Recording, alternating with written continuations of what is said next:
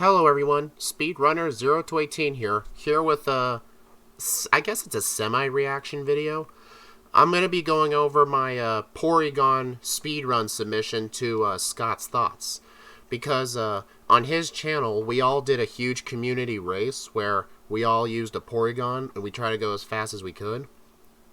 I saw a preview of the video. I'm going to be publishing this around the same time his video goes live. So I've seen the video. It does go into good detail on what strats I've used, but it doesn't cover everything, of course, because there's a time restraint to worry about. So I'm going to be reacting to my own speedrun, and I'm going to explain everything I do. Everything, and why I ended up deciding to do it. Because this run basically took over my life for about a month. Same with Scott, too, to be honest, but I think it was worse off with him, because I'm not sure if he had to go to like another place to go to work, because I think YouTube is his full-time job. I'm not 100% sure, but so yeah, let's just get started with the run, shall we? Alright, I'm gonna press play on it. It's just a little weird playing video files in OBS. It'd be nice if I could just window capture VLC, but it won't let you do that. Alright, the video's playing right now, and just ignore the moves on the left.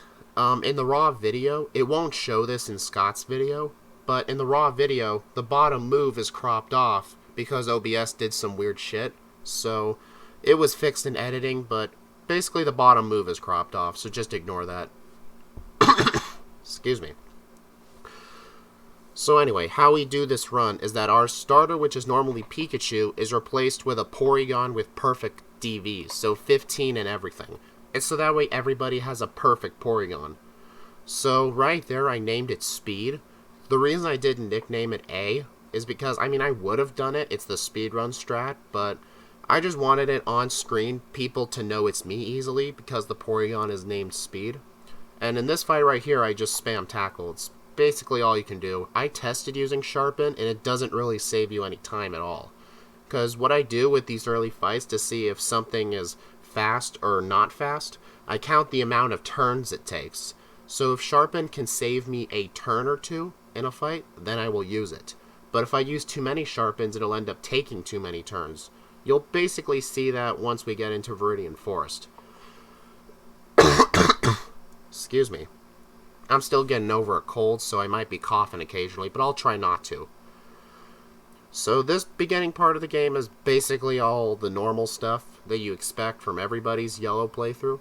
And the starting moves are Tackle, Sharpen, and Conversion. Sharpen raises your attack +1. Conversion converts your own type into the same type as the opponent's. I'll actually be using this a couple times. So, yep, I don't go to the Pokemon Center. I don't fight the optional rival, so I'm going to be fighting Flareon in the champion fight. The reason I do this is because I tried doing Jolteon so I could fight that guy for experience for Brock, but Jolteon using Double Kick was just way too inconsistent for me, and I'd rather deal with Flareon. So what I do in this fight, I use only 2 Sharpens because I determined that 2 was the good number. Because if I used 3, then it would end up taking the same amount of turns as 2 due to the ranges. So that's why I did it. Like, I would go to this fight, I would see how many turns it would take to spam Tackle, then use 1 Sharpen, then spam Tackle. And I basically did that for all of Viridian Forest, and I believe Route 3 as well. Excuse me.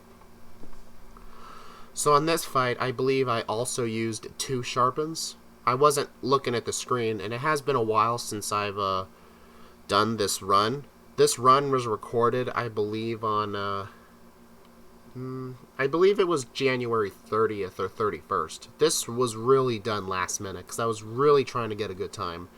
This run has actually caused me so much frustration that I actually just flat out quit because I ended up breaking my keyboard over a bad champion fight and I had to buy a new one. So yeah, I decided to quit, and then I ended up thinking of some different strategies that I'll talk to you about later as we get to it. So yeah, basically, this run was so hard to route, but the final product, I'm really happy how it turned out. So I did get unlucky here with all these Viridian Forest encounters. That's one of the things wrong with my run, but yeah, but basically everybody's going to be getting Porygon.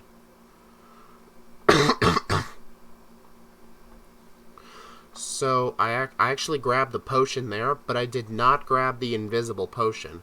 The reason I did that was because I only needed one potion, and I figured it was easier to just get that visible one than the invisible one, because sometimes I would just walk straight into the bug catcher, and I did not want that to happen.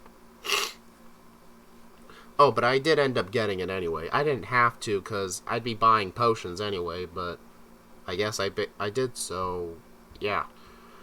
Anyway, when I get here, you could choose to go shopping first, but there's no point in doing that since you can't use items in battle per Scott's rules. So when I get in here, I fight the Light Years trainer. I use 2 or 3 sharpens. Basically, 2 and 3 sharpens is like the same amount of turns. But the reason I do this fight is to get me to level 11. Man, that is a tongue twister right there. The reason I get to 11 is because that's the earliest level you can be, where after using conversion to change Porygon's type into a rock and ground type, tackle from the Geodude only does 1 damage. If at level 10, then it'll do 2 and make the fight basically almost impossible. So 11 is basically the earliest you can do this fight at. You could do it later, like level 12 or 13, by fighting maybe the optional rival or some wild Pokemon. I did fight some wild Pokemon in Viridian Forest, because in order to get to level 11 after this trainer, I had to get around 46 experience from wild Pokemon, because I determined that after this fight I would be 46 experience away from level 11. So I had to go into the wild, get 46 experience points, and then I'd be good enough. So I ended up beating this gym at like 537 or so. Why is my... Oh, that was weird. My camera was flashing. It should not have been flashing. That could just be a visual error in OBS. Oh, just forget it. So anyway, here I buy 15 potions and some some antidotes and paralyze heals. I do not buy any Pokeballs because I actually wait to get my flying type up until before I get the HM for fly. So that way in the Celadon department store I can buy Great Balls, so I have a better chance of catching a bird. So on this first guy right here, I use, I believe it was 1 Sharpen, because I determined that 1 Sharpen will make the thing go by faster, but as you can tell here, it does like 3/4 of Caterpie's health. 2 Sharpens only gets that down a bit further. I think you have to use 3 Sharpens to OHKO everybody, but that would be basically too slow. So I can't really do it like that. Excuse me. So that Ekans can be a bit of annoying with Rap, but luckily he wasn't annoying in this fight. This fight though was pretty scary because I did get poisoned here. There is that strategy. I just realized this. I could have used conversion on the Weedle so I wouldn't get poisoned, but that would basically be taking up an extra turn, and I really did not want to waste the time setting up on an extra turn. It just didn't seem worth it, especially since you rarely ever die to this fight unless, I don't know, the poop really goes down the drain real fast. That's the appropriate way of saying that. So anyway, I do fight some optional trainers here. This is the first one. This area of the game was really hard to route out because for Route 24, I want to have Psybeam as soon as possible so I could defeat all the poison types in one hit because Tackle is just too weak. But if you do minimum battles, then you're nowhere near level 23. So what I do to get to level 23 is I determine, like basically I would start at after the second bug catcher, because after that is where optional trainers start appearing. I would take different paths like fighting everybody, skipping this one certain trainer and replacing it with this trainer to see which route would be the fastest to get the experience needed. And the route I determined was I fight just the last and this last here, although this last is very much a nightmare, but then again, she can either be a nightmare by using Sing and Disable, or you can just defeat her in 3 turns. And I basically fight only a couple optional trainers in Mount Moon. There was the lass near the sign. She has a Clefairy, but she's got similar problems to the Jigglypuff lass with Sing and Disable. There is a bug catcher to the left, but he's too out of the way, and I didn't want to risk getting encounters. That super nerd and the bug catcher there are like right on the way there, so I basically fight them. And the third optional trainer I fight is right after this one. It's the lass with an Oddish and a Bellsprout, because basically from here I can just walk straight up and just talk to her. The reason I didn't go to the side and talk to her to save time from her walking down was because that would take extra steps and I could encounter things, and I did not want to encounter anything, so I figured it would just be easier to just encounter the lass directly, just get into her eyesight. So the fourth trainer I end up fighting in here is this one, because he's right on the path. He's pretty easy. If you use one Sharpen, every one of his Pokemon is a one-hit kill. If you don't, then it lives with like 10% of its health remaining. That's what I determined through routing, because I did really intensive routing in this, because I have a lot of experience routing out speedruns like this.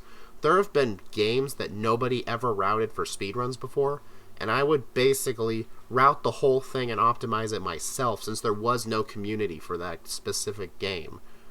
I mean, there was a community for Pokemon Yellow, especially in the race, but it basically felt like I was the one coming up with a lot of different strats. A lot of other people, such as Logan, I believe his name was, he came up with some pretty interesting strats. Unfortunately, I'm not sure his run made it in the video.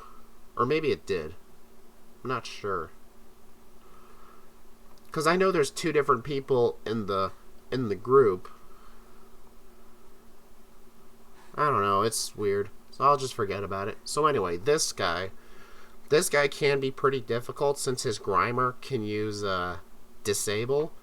Luckily, I don't think that happens to me in this run, but I've had runs where it used Disable and it would really screw me over. And I took the Helix fossil because it's faster to get and is the better fossil in my opinion. Just cut out all the Lord Helix, Lord Dome crap. I just think Helix just looks better. So anyway, this fight, I used to have PP problems with like tackle.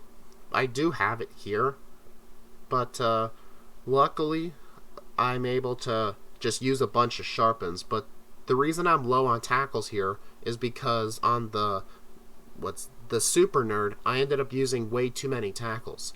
Some of these fights I can end up using too many tackles, and I would not have enough, because some of runs I had, I actually did have enough tackles, like I had like 10 tackles, but this one I did not have anywhere near that.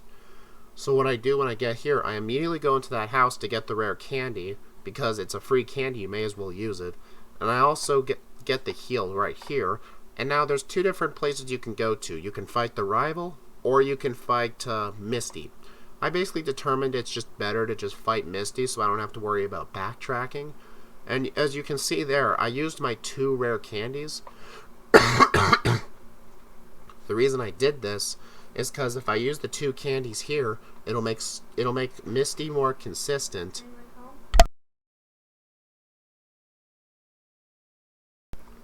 Alright everyone, I'm back. Sorry for that little interruption there. So anyway, let me resume the run. So anyway, when I get to Misty here, what I do is use conversion on Staryu to convert myself into a water type. So, okay, hopefully that's the last time.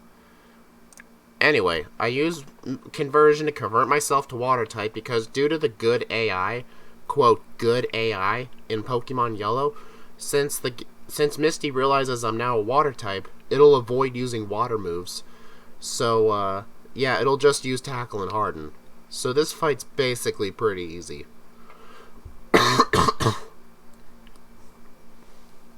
And then afterwards, what I do, I don't heal. Well, oh yeah, I don't heal at the center, but I do use potions. Excuse me. This fight can be a bit trolly, mainly due to Sand Attack, but for here I have to use 2 Sharpens. Spearow can be trolly because he knows growl, and if he uses growl, then I have to reuse another sharpen. I have had fights where the Spearow would use growl so many times I've had to use like 4 sharpens just to be able to beat him. So yeah, that was pretty stupid. Anyway, the whole fight's basically done and over with, and this is the moment where my experience routing paid off. Because basically after I'm done taking down this Caterpie, I learned Psybeam. See, Psybeam is cropped off right there, but that is Psybeam. So yeah, Psybeam is going to really help taking these things down pretty fast. Tackle is able to 2-hit kill the Pidgey. The reason I don't use Psybeam is because Psybeam is a range on the Pidgey, so I determined it's just easier to just use Tackle, so I can save the Psybeam for other people. This guy, everything is a 1-hit kill with Psybeam. Everything. This girl is pretty tricky, because I think on the first last, a Psybeam can kill her Pidgey, but it's a range. This one, the Psybeam absolutely will not kill. No matter what. Unless it's a crit, of course. So I basically just use Tackle. I have heard a lot of people say that this guy can be really difficult, but since I already have Psybeam, I really can't lose. I've had runs where he used low kick on me, and I'm still fine. He would have to flinch me or crit me with low kick in order for me to lose. So anyway, this guy is basically just, spam Psybeam. I mean, what else do you expect? Psybeam's a pretty good move at this point in the game. And then I also get Charmander to use Cut. I actually did not know about Charmander when I was starting this out because I mainly play red version, and I tried to catch a Paris and Mount Moon, and then I'm like, wait a minute, there's a Charmander here, right? Charmander can learn Cut? So yep, I actually just got it. That was a funny realization, but anyway.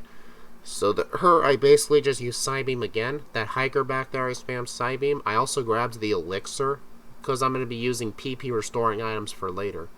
Right behind that youngster is the TM for submission, but Porygon can't learn submission, so I basically skip it.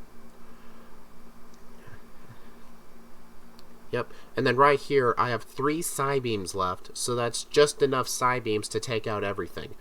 That actually isn't good. I'm supposed to have 1 Psybeam left at this point, but I think either I had a Gen 1 miss, or I might have used Psybeam on somebody that I shouldn't have. But yeah, using PP management on Psybeam here is pretty strict. But it doesn't really matter since I have to use an Ether to restore Psybeam after after the rocket battle anyway right here, past this house. But since I ran out, I had to use it early. That doesn't really make a difference, really.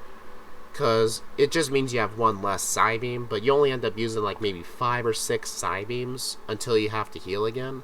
So it doesn't really matter, really. So here in the underground, you can actually get a hidden full restore. And there's actually a little glitch in Pokemon Red, Blue, and Yellow. If you go downstairs in the underground, where that full restore is, and you hold left, and then as soon as you hit 1 step to the left, immediately press A to pick up the full restore. But since you just entered a new area, it'll say like A found full, and then the text box will just end. It won't play the jingle. That's really helpful in some Pokemon Red speedrun routes where you want to use the full restore as a safety strat. But yeah, I actually use that even in 4 times speed to save me just a little bit of time. You gotta time it good, especially at 4 times game speed. I actually got pretty good at doing 4 times game speed, though, from doing this so much. Excuse me. Anyway, this guy here, I use, he's guarding a rare candy. In Pokemon Red speedruns, we call this the Gentleman Candy. And it's an alternate speedrun strat you can use at this point in the game in Pokemon Red runs. You can get although you have to fight an extra trainer to get it, sometimes it can be worth it because it makes the Surge battle more consistent. So that is pretty good. But it does cost that time since you have to fight somebody. This guy here is this is like the third rival fight. He's basically just very easy. He can troll with sand attack, kind of like the Eevee's doing, but I get lucky, so yep, I just go right past that. And then I rub this guy's back and I get the HM for cut. Normally when I have I'm recovering from a cold like this, I would not be recording videos like this, but I want to release this around the same time as the Porygon race on Scott's channel on YouTube. I want to release this around the same time. So that's why I'm recording this now. So right here, I buy some super potions and repels. The reason I buy 6 here is because you need 4 of them. No, wait. 1, 2. You only need 3 repels to go through Rock Tunnel. But if you buy an extra couple of repels, you can forget about buying some extra super repels. As you can tell right there, the video basically jumped, because in the race submission, when we enter the gym, we have to pause the recording and the timer, do the puzzle, and then unpause on Surge. It completely eliminates the trash can RNG. It just completely eliminates it.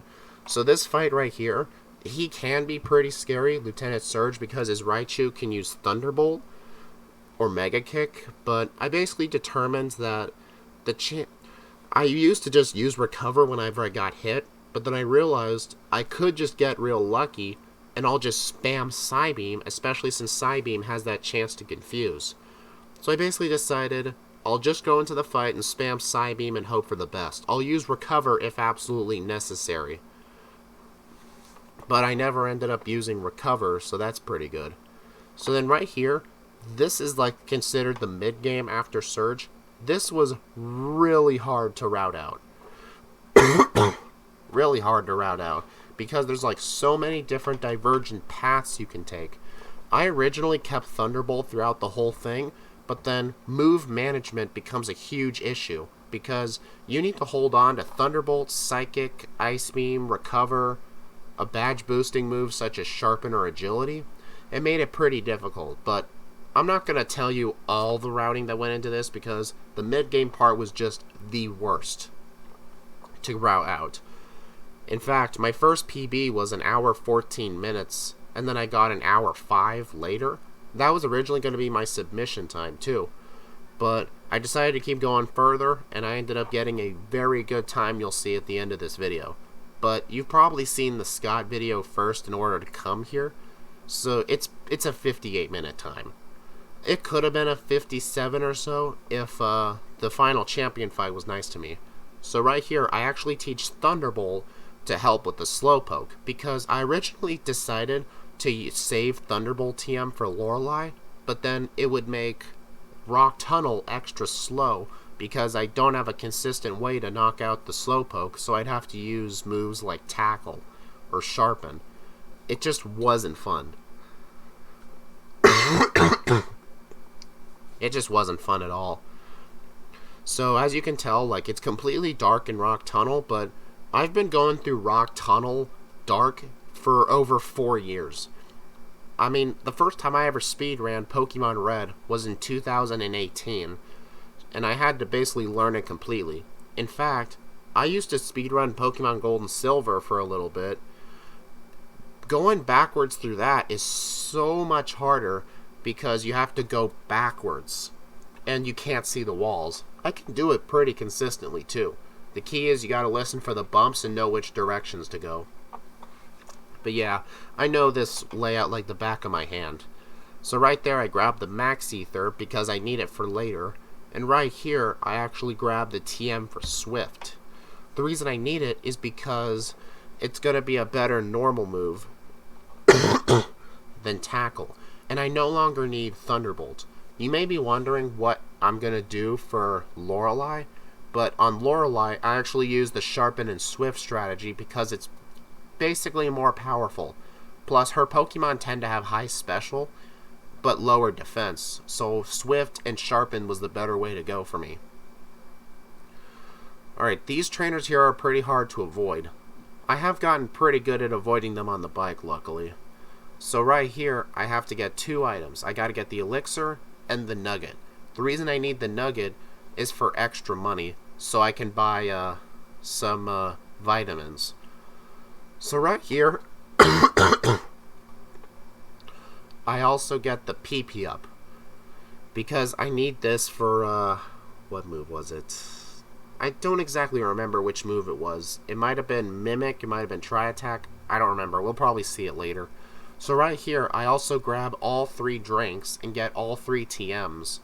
I will be selling Rock Slide because Porygon can't learn it, but I actually did something that none of the other racers assumingly did. I actually sell Ice Beam, because I used to use it a lot, like on Giovanni, but I realized on Giovanni, Blizzard was just going to be a lot better, because think about it, Blizzard's a lot better in this game. It's 90% accurate, which is better than like 75 from Thunder, and it does way more damage, and Giovanni wasn't even getting killed with Blizzard. It was basically just a lot easier to use Blizzard. So I ended up deciding to completely eliminate Ice Beam from the strategy. So the only TMs I kept were Ice Beam, the only TM I kept was Tri Attack, because I was going to need it for later. I keep Swift for now though, because Swift, the reason Swift is really good is because it never misses. It completely bypasses accuracy checks in this game, and it can even hit Pokemon underground or in the air, because the accuracy check, it's just completely bypassed. Completely bypassed. So it'll always hit. It makes a lot of fights in the mid game really consistent when my main problem is like Sand Slash using Sand Attack or Abra using Flash in Sabrina's gym. Excuse me. Some of you may find my coughing annoying. Trust me, I do find it annoying, but I just had to get this done. So anyway, here's what I did for the rival. I would use 2 sharpens because I determined that 2 was the best number to use. Because if I only used 1, then the Fira would live on red health. That or it was a range, I'm not sure. It was probably not a range. And then everything would die to Swift. I used to use Tri Attack for this fight. I would teach Tri Attack and use only 1 sharpen, I believe. But Tri Attack kept missing on Rival 5's Sand Slash, or it kept missing because of Sand Slash using Sand Attack, and it made Sabrina very inconsistent. So I figured it was best, when leveling up, to not learn Tri Attack, and I saved Tri Attack for Lance.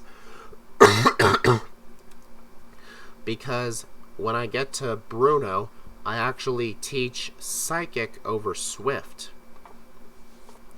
And then I teach Tri Attack over Psychic for Lance, so I have a physical move to attack his dragons with, so I can use Sharpen and spam Tri Attack.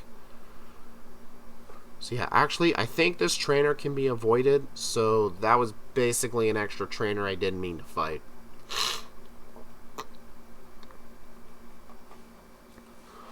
Yep, so, anyway, Porygon also learns, what's the move called? Agility? Yeah, he learns Agility at level 35. It used to be, in this part of the game, I would, grind in Pokemon Tower, or I would grind in the Celadon gym to try and get Agility for, Erica, but I didn't do that anymore, because I figured a more consistent strat to do it. So right here, I swapped the repels for the super repels because I wasn't going to use any more repels. It's always worth to swap items in your inventory whenever you can to make them easier. Scott didn't mention it in the video when he was talking about my strategies, but whenever I could, I would always swap around items because it was really helpful. I never swapped around moves because I always kept the attacking moves in the first slot or the fourth slot so I can get to them very fast. The recover and badge boosting moves were always in the middle. So that's why it kind of sucks that on my current move set, the bottom move is cut off because that's the move that keeps changing throughout the whole game. But you'll be seeing on my screen what moves I use. And besides, he fixed in an editing on his video, so you don't have to see this. Yeah. For some reason, whenever I opened Google Sheets, because I don't have Excel on my computer, sometimes OBS would capture it a bit crooked, so I'd have to double check it, but right here I forgot to double check it. So yeah, that sucked. So right here I get the rare candy, and right here I get another PP up because I need 2 PP ups. As you can see, I struggled a bit to get it, but I eventually got it. And then as soon as I get through here, a strat that's used in speedruns is to use a rappel at that gate. Like on the Route 18 gate, as soon as you exit, you use a rappel, then get on the bike, and then you get to the Safari Zone entrance through the quickest way possible, which is cutting through a couple of trees, so that way the rappel wears off just as you enter Area 2, and then you can use 1 super rappel. But on speed up mode, it's not really the best way to do it. So on speed up, it's basically better to just completely just bike to it. In game time wise, it wasn't the fastest, but game time isn't a metrics here. Speaking of that, I actually lost my final in-game time because I ended the recording right before it showed up, and I never kept the original ROM, so I had no idea what the time was. So in Scott's video, my in-game time was not available because I actually didn't have it. So yeah, that was an oopsie on my end. So anyway, right here, I don't fight any of the people in Erica's gym, and I basically just go straight into the fight. What I do here, I have to set up all my sharpens, and then I spam everything with Swift. I do get outsped by the Weepin' Bell and the Gloom and the Tangla, but I find that just easier to deal with because they can't really deal too much damage to you or do too much to harm you. Although Gloom can use Pedal Dance, which isn't good. But I guess I do outspeed the Gloom, but I think it's the Weepin' Bell I don't outspeed. Yeah, because I used to teach agility here. I would just use 1 agility and spam Swift. But I determined, like, doing all that extra training just wasn't necessary. And I know what some of the other racers did. They would go to the PC and deposit items. I don't do that ever because it's generally slower to do it like that. So what I do whenever I'm at the shop, I will sell specific items at specific times. Like if I don't need them, then I'll sell them. But you have to know when to sell something because you only want to sell it when you absolutely do not need it. But then again, having a full bag can actually help you save time because if you can skip getting the gym leader's TM that they give you, then it can help you save time. So that stuff was pretty hard to figure out. I actually had one inventory issue here, and that was in Silph Co. Basically what happened, I was supposed to pick up the card key, but I actually didn't pick up the card key, and I was absolutely full on space, and there was nothing I could throw away.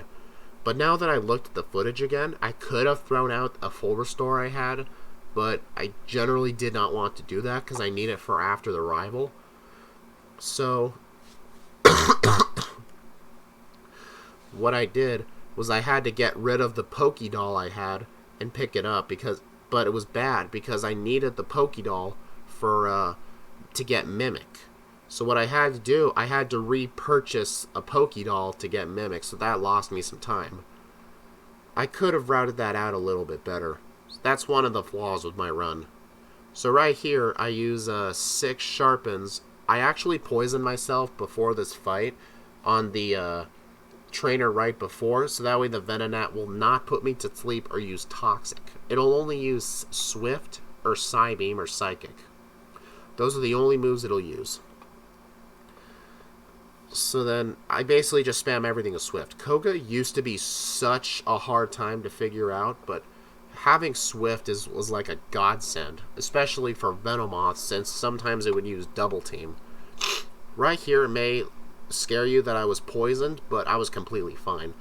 I normally didn't route out having to heal at that center, but since I last minute figured out the poison strat, I decided to just implement it in, just heal.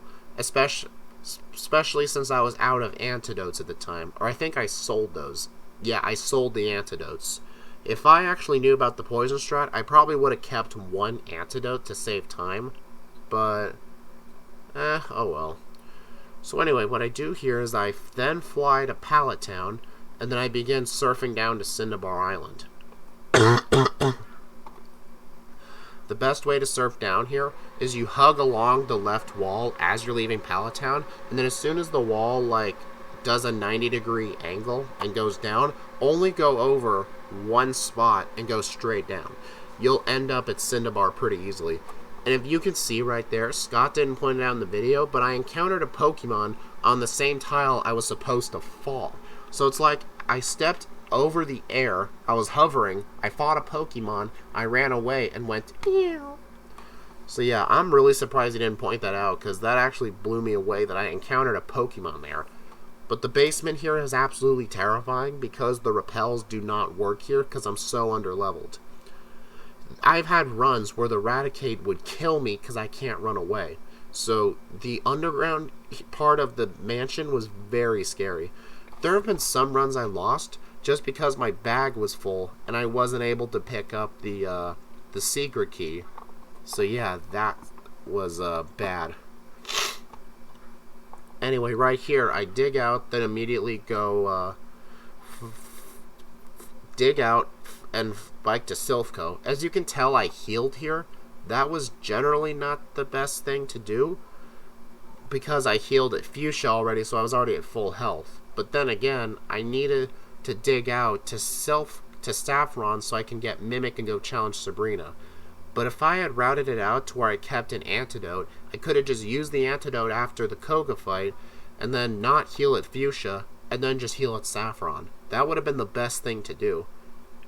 So yeah, right here is where I was completely screwed here. I used the full restore. I have one left, but I need it for after the rival fight. There was nothing here I could have gotten rid of. Like, I needed everything here. I guess I could have gotten rid of the super potions or the full... I guess I could have gotten rid of the full restore. But if I got hit with a status condition, I would have been screwed. So the best thing to do was literally throw away the Pokédoll and just buy a new one. That was one of the other flaws with this route. Excuse me. Anyway, what I did here, I didn't use any rare candies. I used to use rare candies, but I decided not to, since it was the best thing to do.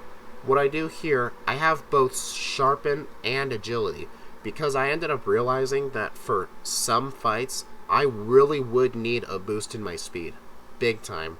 Especially some extra attack badge boosts. So I would use an Agility here to outspeed, and then I would use Sharpens. I think I used 3 Agilities and 6 Sharpens. I'm not sure. I'd have to bring up my notes. Let's see. Porygon. Here we are, Porygon notes. What did I do for, Here's what I did. I did 6 Sharpens, 1 Agility, and I spammed Swift. Because the 1 Agility was just to outspeed. Because I realized when I leveled up, I would lose the badge boosts, and I would be too slow to take out anything else. But if I used the Agility would stick since it's not a badge boost. So that was the reason I decided to use 1 Agility. So here's Jesse and James. I basically just spam Psychic on them, but I spam Swift on the Meowth because it's generally not worth using Psychic on them. Just Swift. I mean, Swift is basically more powerful than Psychic. Actually, Psychic is technically more powerful because Stab Swift is only 90 base power and Porygon's special is higher than its attack. But I just didn't want to waste that extra PP of Psychic. So anyway, what I did for Giovanni, he was pretty difficult. I actually used 6 Sharpens and 3 Agilities. I, went to the max in all the badge boosts here. I think that's one of the only fights where I actually did that.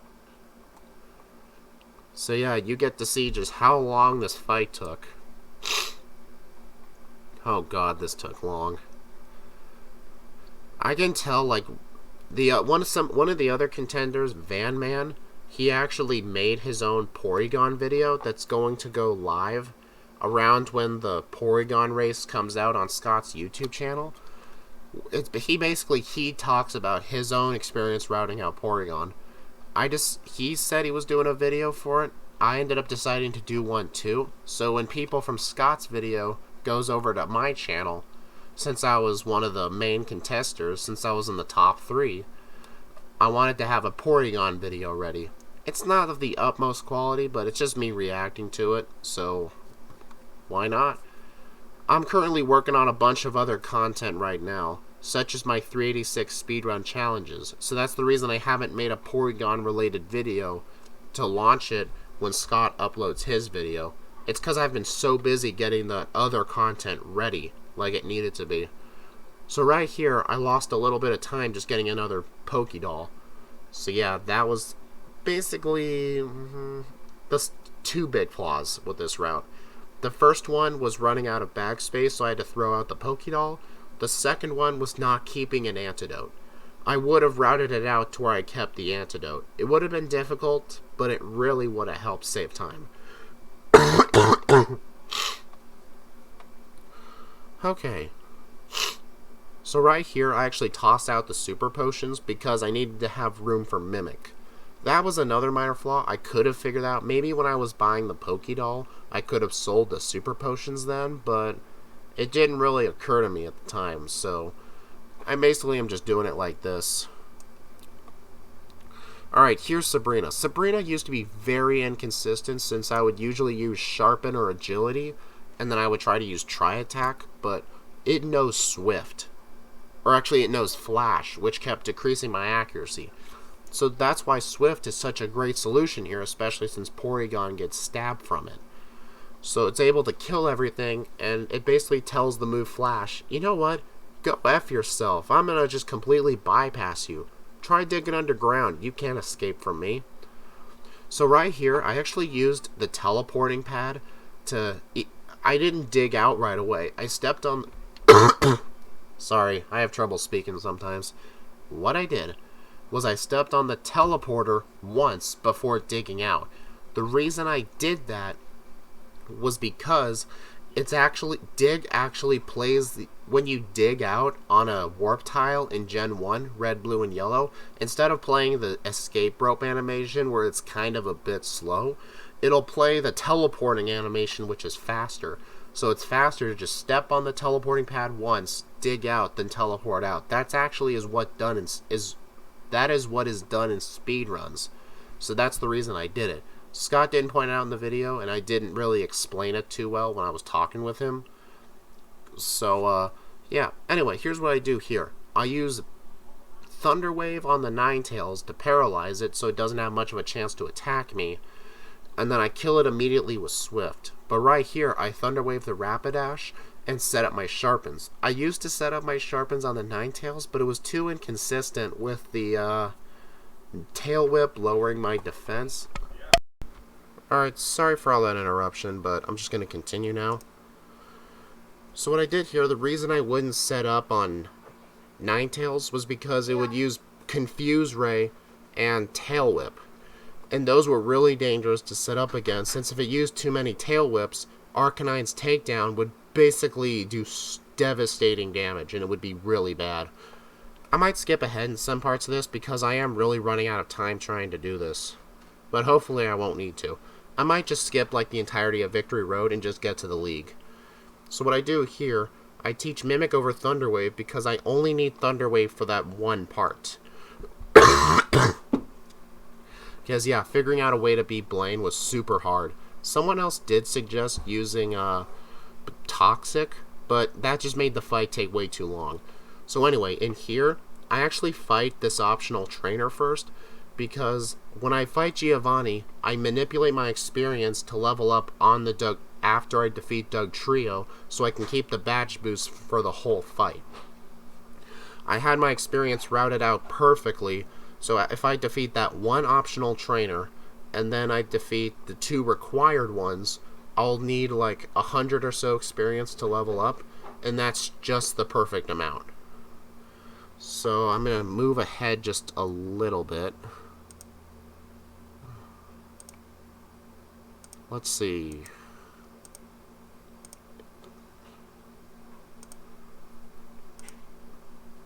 What the hell did I do?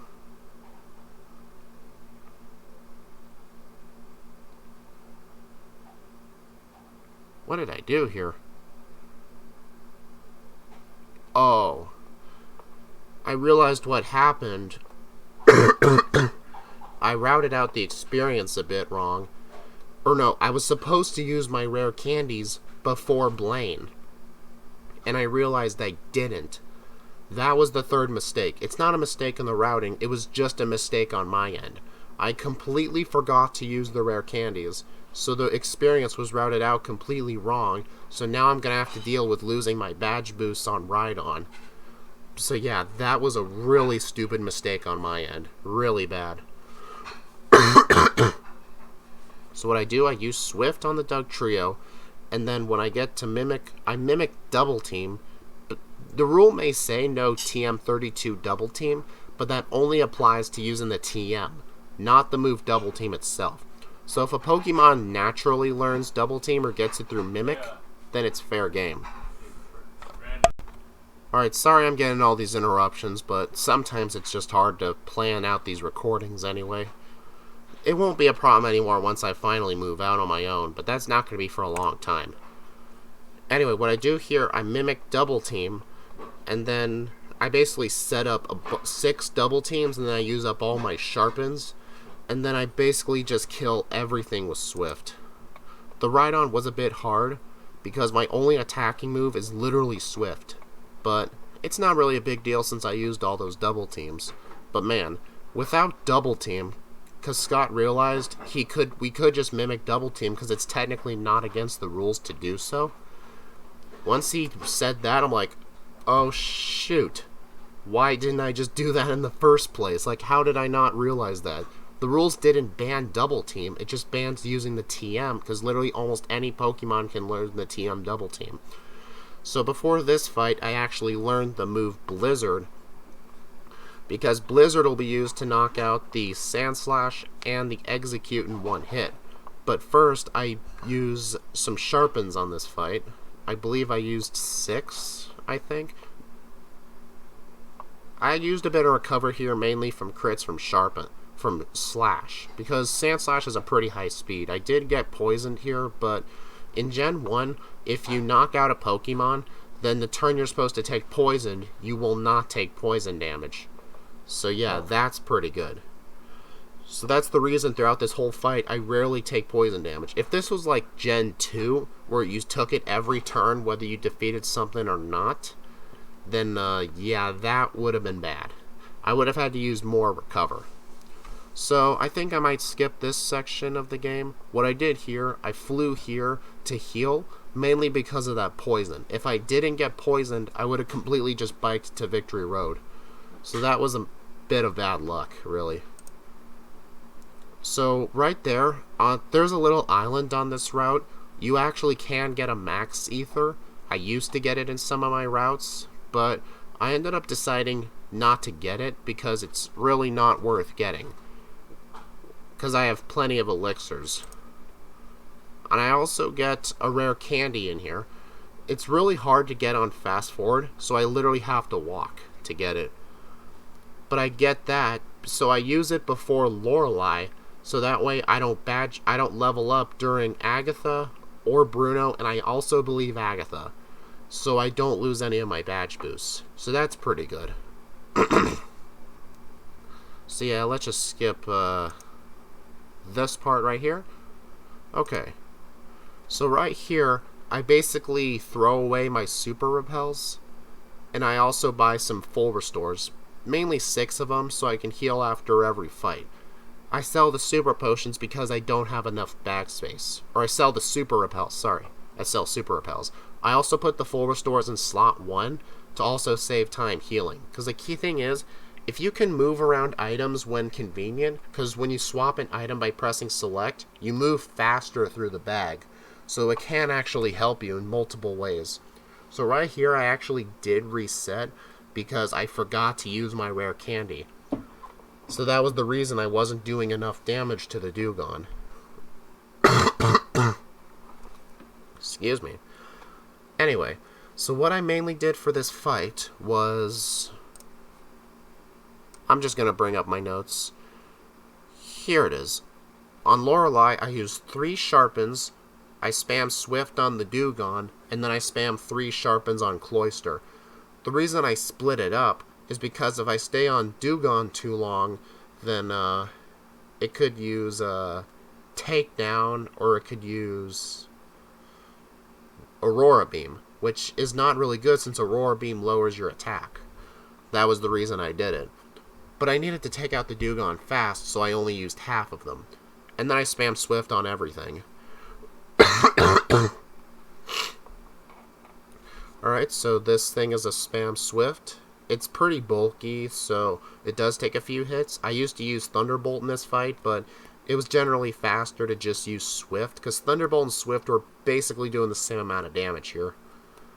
Man, 50, 59, 51 minutes. As we get to Hiker Bruno, as Scott likes to call him, because he's really not a tough guy. He's basically a hiker because he has rock types. Like, why does he have 2 Onyx? They really should have given better fighting types in this game. Like, why couldn't they have given him a Primeape or something? It was weird. So anyway, here I use 6 Sharpens, and I spam Blizzard and Swift. I could have taught Psychic here, but I actually didn't do it. I guess I could have done it, but I didn't really see the point in doing it, I guess. Because in my notes, I don't even use Psychic on Bruno. It's weird. Probably because Swift would have done more. I'm not sure why I did it, to be honest. Not really sure. Yeah, I'm going to try and forget about thinking about that. It's making my brain hurt. Anyway, Agatha made my brain hurt many times to figure out. Scott had an interesting route where he would mimic Substitute to completely eliminate Confuse Ray luck. I never thought of using that strat, and I'll definitely keep my mind to it in the future whenever I do runs like this ever again. So what I do for here, I only use 3 Sharpens and spam Psychic. The Sharpens are purely for badge boost, because I need enough badge boost to outspeed and gain a little bit of special too. So that was the reason I did it. And I also died here on Arbok, because Arbok was using Wrap, so yeah, that wasn't good at all. But I basically told you my strategy for this fight, so I'm going to skip it. This Gengar here was pretty scary because it put me to sleep, but luckily I immediately woke up. Because he basically had a speed run in his mind. He's like, no, I can't sleep. I can sleep when I'm dead. I got our speed run to finish. So anyway, what I do here, I teach Tri Attack over Psychic. Psychic was only needed for Agatha. So you can see a pattern in my route. I mainly rely on physical moves. I only use special moves in like 1 or 2 fights where they're needed. Because think about it. I don't use Ice Beam. I only use Blizzard for Giovanni and some rival fights and Elite Four fights. Blizzard's like my most used special move outside of Psybeam, because Psybeam was really helpful in the early and mid game. So yeah, and Psychic was only used for 1 fight too. So yeah, that was how my route was unique. I rarely used special moves for long, except Psybeam and a little bit of Blizzard. Anyway, what I did for Lance, I used 6 Sharpens, and I spammed Tri Attack on the first 3, and then I Blizzard the Aerodactyl and the Dragonite, because Swift is not going to kill a rock flying type like Aerodactyl. And I think I determined that Swift actually would not kill the Dragonite, because it has really bulky defense, so it's best to just use Blizzard. It only has a 10% chance to miss, but the Dragonite does outspeed, but the only harmful move it can use is Hyper Beam, and it only does like half your health. Every other thing does like half your health too, but they have a good chance of missing. I guess with the exception of Blizzard, it has like a 10% chance to miss. So anyway, here's the champion fight. I actually did this first attempt incorrectly. I actually do a reset in this fight. What I'm supposed to do was use 5 Sharpens, Blizzard the Sandslash, Tri Attack the Alakazam and the Exeggutor, and then on Magneton I Sharpen, then I Tri Attack the Magneton, Tri Attack the Cloyster, and Tri Attack the Flareon.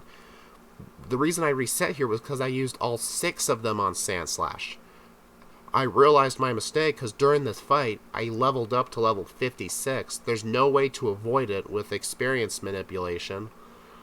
But I realized if I would save 1 Sharpen, it would actually boost my speed slightly, because I remember determining that whenever the Magneton used Screech on me, after using all 6 of my Sharpens and I can't use anymore, it allowed me to outspeed. So I'm like, huh, I only need 1 speed badge boost to outspeed everything. So I realized I can just save the final Sharpen for later, so I can still outspeed everything. It does give Magneton a chance to attack me, but, I mean, what else can you do, right? So I'm really happy I found this route out, and this champion fight is very consistent. I'm really glad I was able to come up with this strategy. So, yeah, this is the fight I reset on. Because right here, I would have had to use another Sharpen. But I used all 6, so I wasn't able to do that. So yeah, it was on the Cloyster I actually reset. I realized my mistake here, and I decided to keep trying anyway, because maybe I could pull it through.